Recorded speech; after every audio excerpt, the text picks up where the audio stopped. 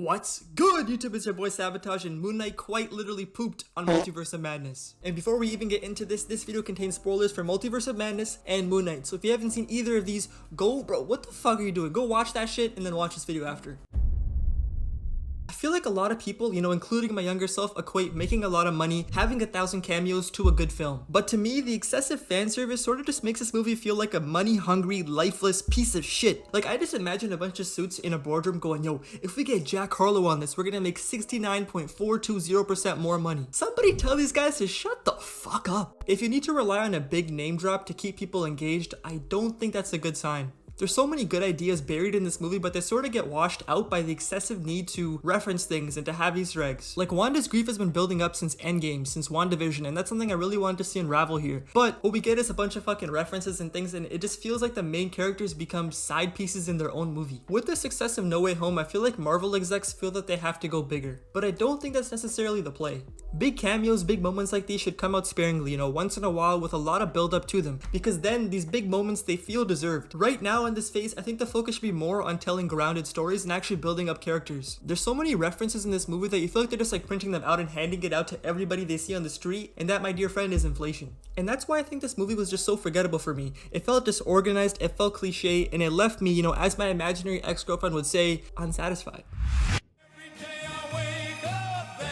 Alright, enough negativity. Let's talk about Moon Knight, a show that felt like a movie. Moon Knight in it. It was bloody good, mate, wasn't it? This is a show about Hogwarts. Oh, no, wait, that's not right. So this is a show about an avatar that has to find balance. So basically, Hero is just Aang. Where do I even start, man? I feel like the pacing was just excellent. Right from episode 1, we are in it. The directing and cinematography is probably the best I've seen from a Marvel show. It just feels so unique, and they really just capture the beauty of Egypt. So moving on to the plot of the show, we have Steven, who has this like inner battle, and he's essentially two main characters that slowly over the course of the show build a bromance that you just cheer for. I found the jumps in action, like he blacks when he wakes up in a pool of bodies, as something that was very unique and a very smart way to save money on filming. Yo, and one thing that kept me up all night about the show was like, yo, if both Steve and Mark have a thing for Layla, who pipes her? Is it like a tag team secret to last forever? Or is it an alternate every other night type of thing? Like, I genuinely want to know. And by the end of the show, these guys are just swapping places like no tomorrow, making for some of the best action I've seen in a Marvel project. The series ends with the reveal that there's a third personality, but it wasn't really a surprise. It would have been a better what the fuck moment if it wasn't as obviously hinted at over the course of the series. Oh god. Steven, what did you do?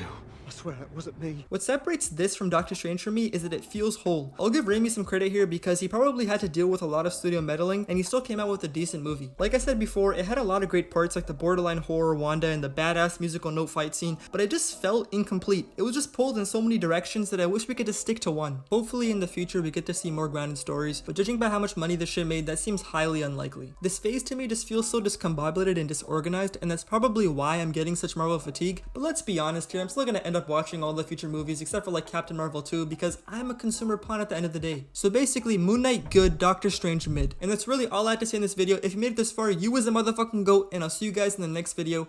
Peace! Hippopotamus. Hippopotamus. Hippopotamus. Ah.